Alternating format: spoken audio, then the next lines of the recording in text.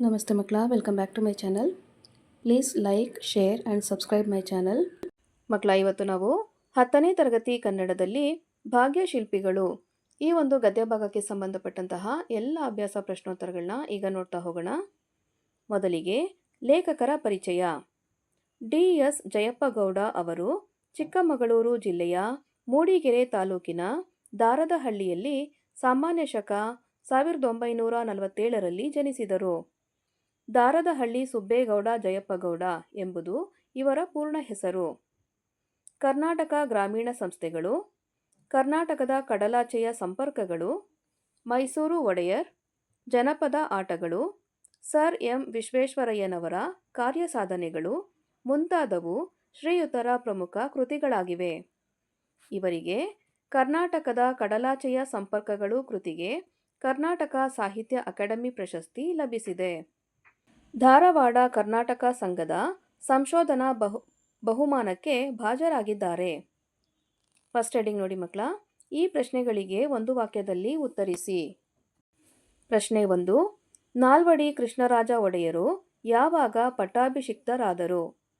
ಉತ್ತರ: ನಾಲ್ವಡಿ ಕೃಷ್ಣರಾಜ ಒಡೆಯರು 1895ರಲ್ಲಿ ಪಟ್ಟಾಭಿಷಿಕ್ತರಾದರು. ಪ್ರಶ್ನೆ 2. ನಾಲ್ವಡಿ ಕೃಷ್ಣರಾಜ ಒಡೆಯರು ಯಾವುದಕ್ಕಾಗಿ ಕಂಕಣಬದ್ಧರಾದರು? ಉತ್ತರ: ಮೈಸೂರು ರಾಜ್ಯದ ಸರ್ವತೋಮುಖ ಅಭಿವೃದ್ಧಿಗೆ ನಾಲ್ವಡಿ ಕೃಷ್ಣರಾಜ ಒಡೆಯರು ಕಂಕಣಬದ್ಧರಾದರು.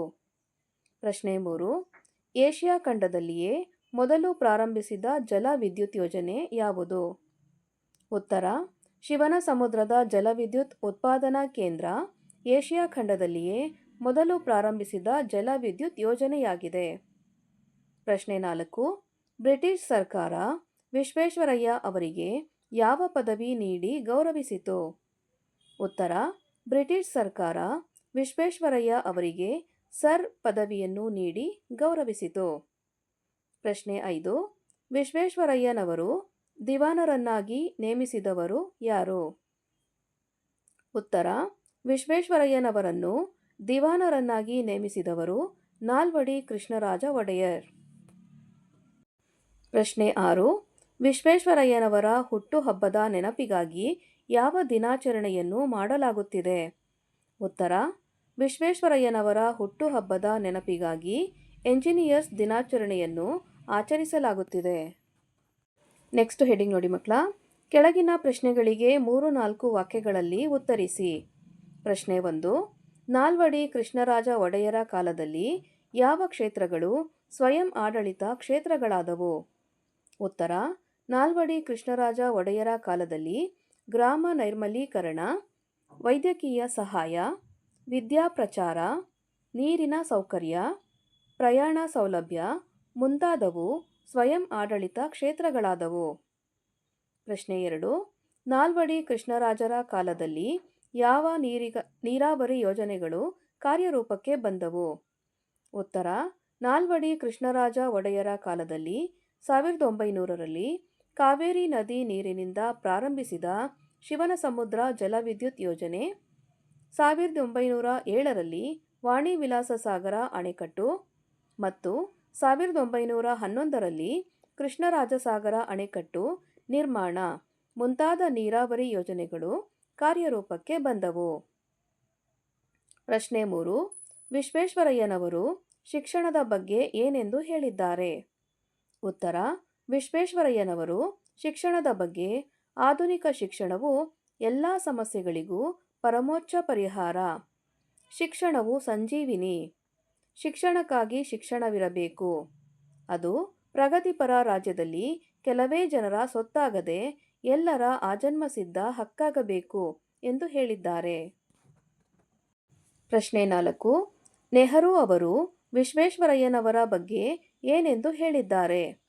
ಉತ್ತರ: ನೆಹರು ಅವರು ವಿಶ್ವೇಶ್ವರಯ್ಯನವರ ಬಗ್ಗೆ ದುರಾದೃಷ್ಟವಶಾತ್ ಭಾರತೀಯರಾದ ನಾವು ಹೆಚ್ಚು ಮಾತನಾಡುವವರು ಮತ್ತು ನುಡಿದಂತೆ ನಡೆಯಲಾರದವರೆಂಬ ದೂಷಣೆಗೆ ಒಳಗಾಗಿದ್ದೇವೆ. ತಾವು ಈ ಮಾತಿಗೆ ಬಹುದೊಡ್ಡ ರೀತಿಯಲ್ಲಿ ಹೊರತಾಗಿದ್ದೀರಿ. ತಾವು ಕಡಿಮೆ ಮಾತನಾಡಿದ್ದೀರಿ, ಹೆಚ್ಚು ಕೆಲಸ ಮಾಡಿದ್ದೀರಿ. ಅದನ್ನು ನಾವು ತಮ್ಮಿಂದ ಕಲಿಯೋಣ ಎಂದು ಹೇಳಿದ್ದಾರೆ. ಪ್ರಶ್ನೆ 5. ಹಣಕಾಸು ನೀತಿಯಲ್ಲಿ ವಿಶ್ವೇಶ್ವರಯ್ಯನವರು ಮಾಡಿದ ಮಾರ್ಪಾಡುಗಳಾವುವು? ಉತ್ತರ: ವಿಶ್ವೇಶ್ವರಯ್ಯನವರು ಹಣಕಾಸು ನೀತಿಯಲ್ಲಿ ಮಾರ್ಪಾಡು ಮಾಡಲು 1913ರಲ್ಲಿ ಮೈಸೂರು ಬ್ಯಾಂಕನ್ನು ಸ್ಥಾಪಿಸಿದರು.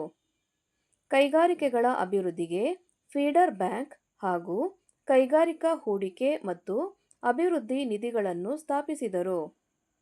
ಸಾರ್ವಜನಿಕ ಜೀವ ವಿಮಾ ಯೋಜನೆ ಜಾರಿಗೆ ತಂದರು. ರೈತರಿಗೆ ಹಾಗೂ ಕರಕುಶಲ ಕೆಲಸಗಾರರಿಗೆ ಸಾಲದ ಸೌಲಭ್ಯ ನೀಡಲು ಸಹಕಾರಿ ಕ್ಷೇತ್ರಗಳನ್ನು ಬಲವರ್ಧನೆಗೊಳಿಸಿದರು. ಪ್ರಾಂತೀಯ ಸಹಕಾರಿ ಬ್ಯಾಂಕುಗಳನ್ನು ಸ್ಥಾಪಿಸಿದರು. ರಾಜ್ಯದ ಆಸ್ತಿಯನ್ನು ಹೆಚ್ಚಿಸಿ ಆದಾಯ ತರುವುದರ ಮೂಲಕ ಅಭಿವೃದ್ಧಿ ಕಾರ್ಯಗಳ ಪ್ರಭಾವವನ್ನು ಅಳೆಯಲು ಅನುಕೂಲವಾಗುವಂತೆ ಆಯವ್ಯಯದಲ್ಲಿ ಹೊಸ ದೃಷ್ಟಿಕೋನವನ್ನು ಕಂಡುಕೊಂಡರು. ನೆಕ್ಸ್ಟ್ ಹೆಡ್ಡಿಂಗ್ ನೋಡಿ ಮಕ್ಕಳ. ಈ ಕೆಳಗಿನ ಪ್ರಶ್ನೆಗಳಿಗೆ 8-10 ವಾಕ್ಯಗಳಲ್ಲಿ ಉತ್ತರಿಸಿ. ಪ್ರಶ್ನೆ 1. ನಾಲ್ವಡಿ ಕೃಷ್ಣರಾಜ ಒಡೆಯರ ಕಾಲದಲ್ಲಿ ಮೈಸೂರು ಮಾದರಿ ಮೈಸೂರು ರಾಜ್ಯ ಹೇಗಾಯಿತು? ಉತ್ತರ: ನಾಲ್ವಡಿ ಕೃಷ್ಣರಾಜ ಒಡೆಯರ ದಿವಾನ್ ಶೇಷಾದ್ರಿ ಅಯ್ಯರ್ ಅವರ ಸಹಕಾರದೊಡನೆ ಮೈಸೂರು ರಾಜ್ಯದ ಸರ್ವತೋಮುಖ ಅಭಿವೃದ್ಧಿಗೆ ಕಂಕಣಬದ್ಧರಾದರು. ಇವರ ಕಾಲದಲ್ಲಿ ಪ್ರಜಾಪ್ರತಿನಿಧಿ ಸಭೆಯು ನೂತನ ರೂಪವನ್ನು ಪಡೆದು ನಿಜವಾದ ಜನಪ್ರತಿನಿಧಿ ಸಭೆಯಾಗಿ ಪರಿವರ್ತನೆಯಾಯಿತು. 1907ರಲ್ಲಿ ಇವರು ನ್ಯಾಯ ವಿಧೇಯಕ ಸಭೆಯನ್ನು ಸ್ಥಾಪಿಸಿದರು. ಸ್ಥಳೀಯ ಸಂಸ್ಥೆಗಳನ್ನು ರಚಿಸಿ ಆಡಳಿತ ವಿಕೇಂದ್ರೀಕರಣಕ್ಕೆ ಅನುವು ಮಾಡಿಕೊಟ್ಟರು. ಸಾಹಿತ್ಯ, ಸಂಗೀತ, ವಾಸ್ತುಶಿಲ್ಪಗಳ ಅಭಿವೃದ್ಧಿಗೆ ಒತ್ತು ನೀಡಿದರು. ಕನ್ನಡ ಸಾಹಿತ್ಯ ಪರಿಷತ್ತನ್ನು ಸ್ಥಾಪಿಸಿದರು. ಏಷ್ಯಾದ ಮೊದಲನೇ ಜಲವಿದ್ಯುತ್ ಯೋಜನೆ ಶಿವನಸಮುದ್ರದ ಕಾವೇರಿ ನದಿ ಬಳಿ ಇವರ ಕಾಲದಲ್ಲಿ ಪ್ರಾರಂಭವಾಯಿತು. ನಾಡಿನ ಮೊದಲ ವಿಶ್ವವಿದ್ಯಾನಿಲಯವಾದ ಮೈಸೂರು ವಿಶ್ವವಿದ್ಯಾನಿಲಯವನ್ನು ಸ್ಥಾಪಿಸಿದರು. ದೇವದಾಸಿ ಪದ್ಧತಿ, ಬಸವಿ ಪದ್ಧತಿ, ಗೆಜ್ಜೆ ಪೂಜೆ ಪದ್ಧತಿಗಳನ್ನು ನಿಷೇಧ ಕಾಯ್ದೆಗಳು, ವಿಧವಾ ಪುನರ್ವಿವಾಹ ಕಾಯ್ದೆ ಇನ್ನೂ ಮುಂತಾದ ಸಾಮಾಜಿಕ ಕಾನೂನುಗಳನ್ನು ಜಾರಿಗೆ ತಂದು ಸಾಮಾಜಿಕ ಕಾನೂನುಗಳ ಹರಿಕಾರ ಎಂದು ಹೆಸರಾದರು. ಹೀಗೆ ಮೈಸೂರು ಸಂಸ್ಥಾನವು ನಾಲ್ವಡಿ ಕೃಷ್ಣರಾಜರ ಒಡೆಯರ ಕಾಲದಲ್ಲಿ ಮಾದರಿ ಮೈಸೂರು ರಾಜ್ಯವೆಂದು ಹೆಸರಾಯಿತು. ಪ್ರಶ್ನೆ 2. ವಿಶ್ವೇಶ್ವರಯ್ಯ ಅವರು ಕೈಗಾರಿಕಾ ಕ್ಷೇತ್ರಕ್ಕೆ ನೀಡಿದ ಕೊಡುಗೆಗಳೇನು? ವಿವರಿಸಿ. ಉತ್ತರ: ಮೈಸೂರು ಸಂಸ್ಥಾನದ ಮಹಾರಾಜರಾಗಿದ್ದ ನಾಲ್ವಡಿ ಕೃಷ್ಣರಾಜ ಒಡೆಯರು ವಿಶ್ವೇಶ್ವರಯ್ಯ ಅವರನ್ನು ದಿವಾನರನ್ನಾಗಿ ನೇಮಿಸುವ ಮೂಲಕ ಹೊಸ ಮನ್ವಂತರಕ್ಕೆ ಅಡಿಪಾಯ ಹಾಕಿದರು. ಇವರು ಆಡಳಿತ ಕ್ಷೇತ್ರ, ಶಿಕ್ಷಣ ಕ್ಷೇತ್ರಕ್ಕೆ ಕೊಡುಗೆ ನೀಡಿದ್ದಲ್ಲದೆ ಕೈಗಾರಿಕೆಗೂ ಅಗ್ರ ಪ್ರಾಶಸ್ತ್ಯ ನೀಡಿದರು. ಕೈಗಾರೀಕರಣ ಇಲ್ಲವೇ ಅವನತಿ ಎಂಬ ಘೋಷಣೆ ಮಾಡಿದರು. ಭದ್ರಾವತಿಯ ಕಬ್ಬಿಣ ಮತ್ತು ಉಕ್ಕು ಕಾರ್ಖಾನೆಯನ್ನು ಸ್ಥಾಪಿಸುವುದು ಇವರ ದೊಡ್ಡ ಗುರಿಯಾಗಿತ್ತು. ಹೆಂಚಿನ ಕಾರ್ಖಾನೆ, ಮೂಳೆ ಮತ್ತು ಗೊಬ್ಬರ ತಯಾರಿಕಾ ಸ್ಥಾವರ, ಸಕ್ಕರೆ ಕಾರ್ಖಾನೆ, ಔಷಧಿ ತಯಾರಿಕಾ ಘಟಕ, ಗಂಧದ ಎಣ್ಣೆ, ಬೆಂಕಿ ಕಡ್ಡಿ ಹಾಗೂ ಕಾಗದದ ಕಾರ್ಖಾನೆಗಳು ಸ್ಥಾಪಿತವಾದವು. ಸೋಪು ಹಾಗೂ ಲೋಹ ತಯಾರಿಕೆ, ಕಲೆ ಮತ್ತು ಕರಕುಶಲ ಡಿಪೋ, ಕೃಷ್ಣರಾಜೇಂದ್ರ ಬಟ್ಟೆ ಗಿರಣಿ, ಕಾಗದದ ತಿರುಳು, ರಟ್ಟು, ಪೆನ್ಸಿಲ್, ಬೆಂಕಿ ಕಡ್ಡಿ ಮತ್ತು ಪೀಠೋಪಕರಣಗಳ ತಯಾರಿಕಾ ಘಟಕಗಳು ಹೀಗೆ ನೂರಾರು ಕೈಗಾರಿಕೆಗಳನ್ನು ಪ್ರಾರಂಭಿಸಿದರು. ಹಾಗೆಯೇ ಕೈಗಾರಿಕೆಗಳ ಅಭಿವೃದ್ಧಿಗಾಗಿ ಫೀಡರ್ ಬ್ಯಾಂಕ್ ಹಾಗೂ ಕೈಗಾರಿಕಾ ಹೂಡಿಕೆ ಮತ್ತು ಅಭಿವೃದ್ಧಿ ನಿಧಿಗಳು ಇವರ ಕಾಲದಲ್ಲಿ ಸ್ಥಾಪನೆಯಾದವು. ಪ್ರಶ್ನೆ 3. ಶಿಕ್ಷಣ ಕ್ಷೇತ್ರಕ್ಕೆ ವಿಶ್ವೇಶ್ವರಯ್ಯನವರು ಸಲ್ಲಿಸಿದ ಕೊಡುಗೆಗಳನ್ನು ತಿಳಿಸಿ. ಉತ್ತರ: ವಿಶ್ವೇಶ್ವರಯ್ಯನವರು ಆಧುನಿಕ ಶಿಕ್ಷಣವೇ ಎಲ್ಲ ಸಮಸ್ಯೆಗಳಿಗೂ ಪರಮೋಚ್ಚ ಪರಿಹಾರವೆಂದು ನಂಬಿದ್ದರು. ಅವರು ಅನೇಕ ಶಿಕ್ಷಣದ ಯೋಜನೆಗಳನ್ನು ರೂಪಿಸಿದರು. 1913ರಲ್ಲಿ ಪ್ರಾಥಮಿಕ ಶಿಕ್ಷಣ ನಿಬಂಧನೆಯನ್ನು ಜಾರಿಗೆ ತಂದರು. ಮದ್ರಾಸ್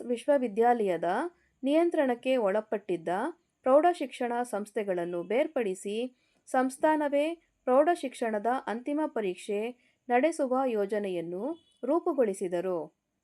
ಶಿಕ್ಷಣಕ್ಕಾಗಿ ಶಿಕ್ಷಣವಿರಬೇಕು, ಅದು ಕೆಲವೇ ಜನರ ಸೊತ್ತಾಗಿದೆ. ಪ್ರಗತಿಪರ ರಾಜ್ಯದಲ್ಲಿ ಎಲ್ಲರ ಆಜನ್ಮಸಿದ್ಧ ಹಕ್ಕಾಗಬೇಕು ಎಂದು ಪ್ರತಿಪಾದಿಸಿದರು. ತಾಂತ್ರಿಕ ಮತ್ತು ವೃತ್ತಿಪರ ಶಿಕ್ಷಣಕ್ಕೆ ಆದ್ಯತೆ ನೀಡಿದರು. ಬೆಂಗಳೂರಿನಲ್ಲಿ ಮೆಕ್ಯಾನಿಕಲ್ ಇಂಜಿನಿಯರಿಂಗ್ ಶಾಲೆ, ಮೈಸೂರಿನಲ್ಲಿ ಚಾಮರಾಜೇಂದ್ರ ತಾಂತ್ರಿಕ ಸಂಸ್ಥೆ, ಮಹಿಳೆಯರಿಗಾಗಿ ಗೃಹ ಶಿಕ್ಷಣ ಸಂಸ್ಥೆಗಳನ್ನು ಸ್ಥಾಪಿಸಿದರು. ವಿದ್ಯಾರ್ಥಿ ವೇತನವನ್ನು ಕೊಡುವುದರ ಮೂಲಕ ಹಿಂದುಳಿದ ವರ್ಗಗಳ ವ್ಯಾಸಂಗಕ್ಕೆ ಅನುವು ಮಾಡಿಕೊಟ್ಟರು. ಹಲವು ಗ್ರಂಥಾಲಯಗಳನ್ನು ಸ್ಥಾಪಿಸಿದರು. ಮೈಸೂರು ವಿಶ್ವವಿದ್ಯಾಲಯದ ಮತ್ತು ಕನ್ನಡ ಸಾಹಿತ್ಯ ಪರಿಷತ್ತನ್ನು ಸ್ಥಾಪಿಸಿದರು. ನೆಕ್ಸ್ಟ್ ಹೆಡ್ಡಿಂಗ್ ನೋಡಿ ಮಕ್ಕಳ, ಸಂದರ್ಭ ಸಹಿತ ಸ್ವಾರಸ್ಯವನ್ನು ವಿವರಿಸಿ. ಸಂದರ್ಭ 1, ಸಾಮಾಜಿಕ ಕಾನೂನುಗಳ ಹರಿಕಾರ. ಆಯ್ಕೆ: ಈ ವಾಕ್ಯವನ್ನು ಭಾಗ್ಯಶಿಲ್ಪಿಗಳು ಎಂಬ ಪಾಠದಲ್ಲಿರುವ ನಾಲ್ವಡಿ ಕೃಷ್ಣರಾಜ ಒಡೆಯರು ಎಂಬ ಭಾಗದಿಂದ ಆರಿಸಿಕೊಳ್ಳಲಾಗಿದೆ. ಸಂದರ್ಭ: ನಾಲ್ವಡಿ ಕೃಷ್ಣರಾಜ ಒಡೆಯರ್ ತಮ್ಮ ಆಡಳಿತ ಕಾಲದಲ್ಲಿ ಸಮಾಜದ ಅಭಿವೃದ್ಧಿಗಾಗಿ ಹಾಗೂ ಸಾಮಾಜಿಕ ಪಿಡುಗುಗಳನ್ನು ಹೋಗಲಾಡಿಸಲು ಅನೇಕ ಉತ್ತಮ ಕಾನೂನುಗಳನ್ನು ಜಾರಿಗೆ ತಂದು ಮೈಸೂರು ಸಂಸ್ಥಾನವನ್ನು ಮಾದರಿ ಸಂಸ್ಥಾನವಾಗಿ ರೂಪಿಸಿದ ಸಂದರ್ಭದಲ್ಲಿ ಜನರು ನಾಲ್ವಡಿ ಕೃಷ್ಣರಾಜ ಒಡೆಯರ್ ಅವರನ್ನು ಹೀಗೆ ಕರೆದರು.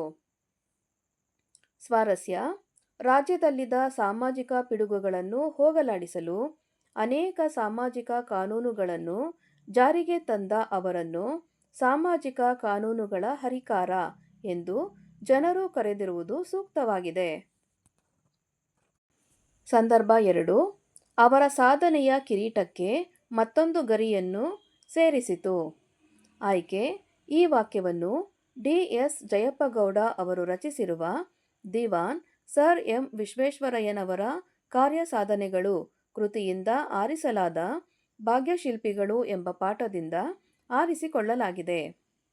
ಸಂದರ್ಭ: ವಿಶ್ವೇಶ್ವರಯ್ಯನವರು ಮುಂಬೈ ಪ್ರಾಂತ್ಯದ ಲೋಕೋಪಯೋಗಿ ಇಲಾಖೆಯಲ್ಲಿ ಸಹಾಯಕ ಎಂಜಿನಿಯರ್ ಆಗಿ ಸೇವೆ ಸಲ್ಲಿಸುತ್ತಿದ್ದಾಗ ಪೂನಾದ ಮುಥಾ ಕಾಲುವೆಗೆ ನೀರಿನ ನೆಲೆಯಾಗಿದ್ದ ಪೀಪ್ ಜಲಾಶಯಕ್ಕೆ ಸ್ವಯಂಚಾಲಿತ ಬಾಗಿಲು ಅಳವಡಿಸಿದರು. ಈ ಸಂದರ್ಭದಲ್ಲಿ ಲೇಖಕರು ಮೇಲಿನ ಮಾತನ್ನು ಹೇಳಿದ್ದಾರೆ.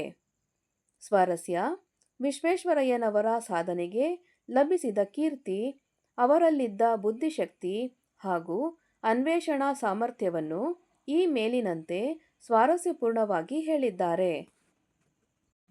ಸಂದರ್ಭ 3, ಮೈಸೂರು ಸಂಸ್ಥಾನಕ್ಕೆ ಮಾದರಿ ಮೈಸೂರು ಎಂಬ ಕೀರ್ತಿ ಪ್ರಾಪ್ತವಾಯಿತು. ಆಯ್ಕೆ: ಈ ವಾಕ್ಯವನ್ನು ಭಾಗ್ಯಶಿಲ್ಪಿಗಳು ಎಂಬ ಪಾಠದಲ್ಲಿರುವ ನಾಲ್ವಡಿ ಕೃಷ್ಣರಾಜ ಒಡೆಯರು ಎಂಬ ಭಾಗದಿಂದ ಆರಿಸಿಕೊಳ್ಳಲಾಗಿದೆ. ಸಂದರ್ಭ: ನಾಲ್ವಡಿ ಕೃಷ್ಣರಾಜ ಒಡೆಯರು ತಮ್ಮ ಆಡಳಿತದ ಅವಧಿಯಲ್ಲಿ ರಾಜ್ಯದ ಸರ್ವತೋಮುಖ ಅಭಿವೃದ್ಧಿಗೆ ಕಂಕಣಬದ್ಧರಾಗಿ ಮೈಸೂರು ಸಂಸ್ಥಾನವನ್ನು ಮಾದರಿ ಸಂಸ್ಥಾನವಾಗಿ ರೂಪಿಸಿದರು ಎಂದು ಹೇಳುವ ಸಂದರ್ಭದಲ್ಲಿ ಈ ಮಾತು ಬಂದಿದೆ. ಶಿಕ್ಷಣ, ಕೈಗಾರಿಕೆ, ವೈದ್ಯಕೀಯ ಮುಂತಾದ ಪ್ರಮುಖ ಕ್ಷೇತ್ರಗಳು ಇವರ ಕಾಲದಲ್ಲಿ ಅಭಿವೃದ್ಧಿ ಹೊಂದಿದವು. ಸ್ವಾರಸ್ಯ: ಇವರ ಕಾಲದಲ್ಲಿ ಇಡೀ ಭರತಖಂಡದಲ್ಲಿ ಯಾವ ಸಂಸ್ಥಾನವೂ ಕಾಣದ ಅಭಿವೃದ್ಧಿಯನ್ನು ಮೈಸೂರು ರಾಜ್ಯವು ಕಂಡಿತು ಎಂಬುದು ಈ ಮಾತಿನಲ್ಲಿ ಸ್ವಾರಸ್ಯಪೂರ್ಣವಾಗಿ ಅಭಿವ್ಯಕ್ತಗೊಂಡಿದೆ. ಸಂದರ್ಭ 4, ತಾವು ಕಡಿಮೆ ಮಾತನಾಡಿದ್ದೀರಿ, ಹೆಚ್ಚು ಕೆಲಸ ಮಾಡಿದ್ದೀರಿ. ಆಯ್ಕೆ: ಈ ವಾಕ್ಯವನ್ನು ಡಿ. ಎಸ್. ಜಯಪ್ಪಗೌಡ ಅವರು ರಚಿಸಿರುವ ದಿವಾನ್ ಸರ್ ಎಂ ವಿಶ್ವೇಶ್ವರಯ್ಯನವರ ಕಾರ್ಯಸಾಧನೆಗಳು ಕೃತಿಯಿಂದ ಆರಿಸಲಾದ ಭಾಗ್ಯಶಿಲ್ಪಿಗಳು ಎಂಬ ಪಾಠದಿಂದ ಆರಿಸಿಕೊಳ್ಳಲಾಗಿದೆ. ಸಂದರ್ಭ: ಸರ್ ಎಂ ವಿಶ್ವೇಶ್ವರಯ್ಯ ಅವರ ಜನ್ಮ ಶತಮಾನೋತ್ಸವ ಸಮಾರಂಭ ಬೆಂಗಳೂರಿನಲ್ಲಿ ಜರುಗಿತು.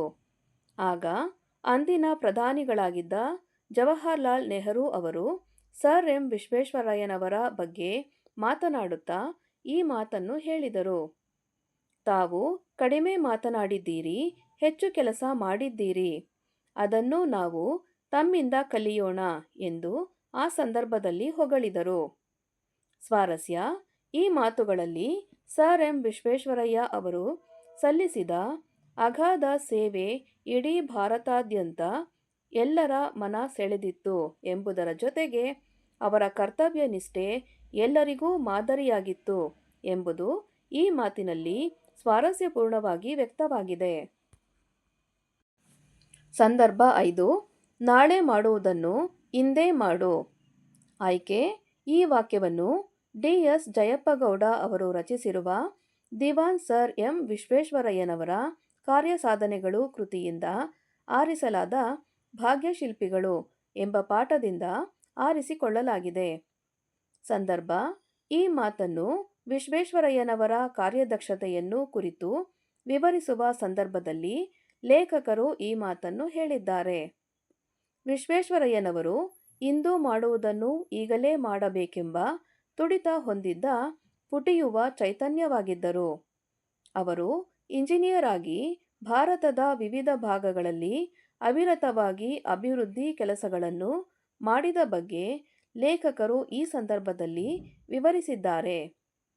ಸ್ವಾರಸ್ಯ, ವಿಶ್ವೇಶ್ವರಯ್ಯ ಅವರ ನಿಸ್ವಾರ್ಥ ಸೇವೆ, ವಾಸ್ತವ ಚಿಂತನೆ, ದಕ್ಷ ಆಡಳಿತ ಅವರ ಆದರ್ಶವಾಗಿತ್ತು ಎಂಬುದು ಈ ಸಂದರ್ಭದಲ್ಲಿ ಸ್ವಾರಸ್ಯಕರವಾಗಿ ಮೂಡಿಬಂದಿದೆ.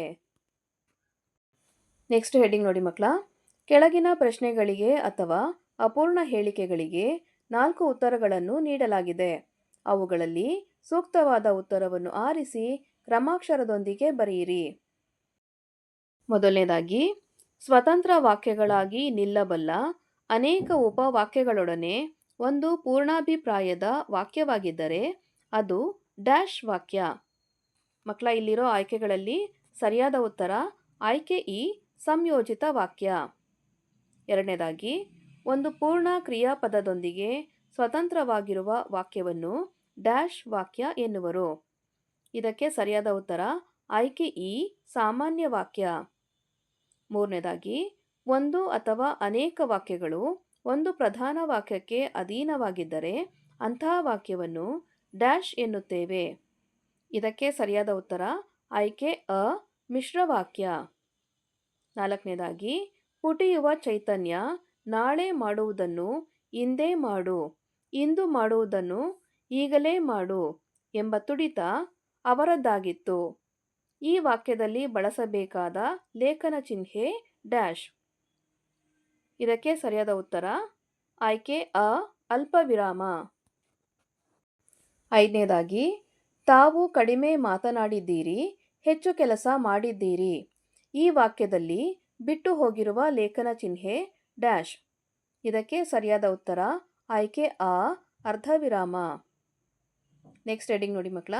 ಕೆಳಗಿನ ಪ್ರಶ್ನೆಗಳಿಗೆ ಮೊದಲೆರಡು ಪದಗಳಿಗಿರುವ ಸಂಬಂಧದಂತೆ ಮೂರನೇ ಪದಕ್ಕೆ ಸರಿಹೊಂದುವ ಸಂಬಂಧಿ ಪದವನ್ನು ಬರೆಯಿರಿ. ಮೊದಲನೇದಾಗಿ, ರೀಜೆಂಟ್ ಇಂಗ್ಲಿಷ್ ಪದ, ದಿವಾನ ಡ್ಯಾಶ್ ಅಂತ ಕೊಟ್ಟಿದ್ದಾರೆ, ಇದು ಪರ್ಷಿಯನ್ ಪದ, ದಿವಾನ್ ಪರ್ಷಿಯನ್ ಪದ. ಎರಡನೇದಾಗಿ, ಕಾರ್ಖಾನೆ ಹಿಂದೂಸ್ತಾನಿ, ಅಮಾನತು ಡ್ಯಾಶ್ ಅಂತ ಕೊಟ್ಟಿದ್ದಾರೆ, ಇದು ಅರಬ್ಬಿ, ಅಮಾನತು ಅರಬ್ಬಿ. ಮೂರನೇದಾಗಿ, ವಂಶ ಬಂಚ, ಯಶ ಡ್ಯಾಶ್ ಅಂತ ಕೊಟ್ಟಿದ್ದಾರೆ, ಸರಿಯಾದ ಉತ್ತರ ಜಸ, ಯಶ ಜಸ. ನಾಲ್ಕನೇದಾಗಿ, ಕಾರ್ಯ ಕಜ್ಜ, ಸ್ಥಾನ ಡ್ಯಾಶ್ ಅಂತ ಕೊಟ್ಟಿದ್ದಾರೆ, ತಾಣ, ಸ್ಥಾನ ತಾಣ. ಐದನೇದಾಗಿ, ಬ್ರಹ್ಮ ಬೊಮ್ಮ, ಪಟ್ಟಣ ಡ್ಯಾಶ್ ಅಂತ ಕೊಟ್ಟಿದ್ದಾರೆ, ಉತ್ತರ ಪತ್ತನ, ಪಟ್ಟಣ ಪತ್ತನ. ನೆಕ್ಸ್ಟ್ ಹೆಡ್ಡಿಂಗಲ್ಲಿ ನೋಡಿ ಮಕ್ಕಳ, ಭಾಷಾ ಚಟುವಟಿಕೆ.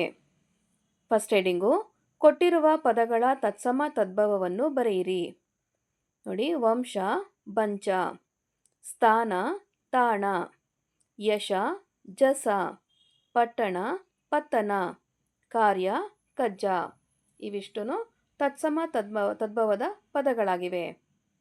ನೆಕ್ಸ್ಟ್ ಹೆಡ್ಡಿಂಗ್ ನೋಡಿ, ನೀಡಿರುವ ಪದಗಳಲ್ಲಿ ಅನ್ಯದೇಶೀಯ ಪದಗಳನ್ನು ಆರಿಸಿ ಬರೆಯಿರಿ. ಅನ್ಯದೇಶೀಯ ಪದಗಳನ್ನ ನೋಡ್ತಾ ಹೋಗೋಣ ಮಕ್ಕಳ. ಡಿಪ್ಲೊಮಾ, ದಿವಾನ, ಸೋಪು, ಕಾರ್ಖಾನೆ, ಕಾಗದ ಹಾಗೂ ಕಚೇರಿ ಇವೆಲ್ಲವೂ ಅನ್ಯದೇಶೀಯ ಪದಗಳು. ಮಕ್ಕಳ ಇಲ್ಲಿಗೆ 10ನೇ ತರಗತಿಯ ಕನ್ನಡದಲ್ಲಿ ಭಾಗ್ಯಶಿಲ್ಪಿಗಳು ಈ ಒಂದು ಗದ್ಯಭಾಗಕ್ಕೆ ಸಂಬಂಧಪಟ್ಟಂತಹ ಎಲ್ಲ ಅಭ್ಯಾಸ ಪ್ರಶ್ನೋತ್ತರಗಳು ಮುಕ್ತಾಯಗೊಂಡಿದೆ. ಈ ವಿಡಿಯೋ ನಿಮಗೆ ಇಷ್ಟ ಆದಲ್ಲಿ ದಯವಿಟ್ಟು ನಮ್ಮ ಚಾನಲ್ನ ಲೈಕ್ ಮಾಡಿ, ಶೇರ್ ಮಾಡಿ, ಸಬ್ಸ್ಕ್ರೈಬ್ ಮಾಡಿಕೊಂಡು ನಾವು ಹಾಕುವಂಥ ಎಲ್ಲ ವಿಡಿಯೋನ ನೋಡ್ತಾ ನಮ್ಮನ್ನು ಎನ್ಕರೇಜ್ ಮಾಡ್ತಾ ಹೋಗಿ ಮಕ್ಕಳ. Thank you for watching. Bye bye.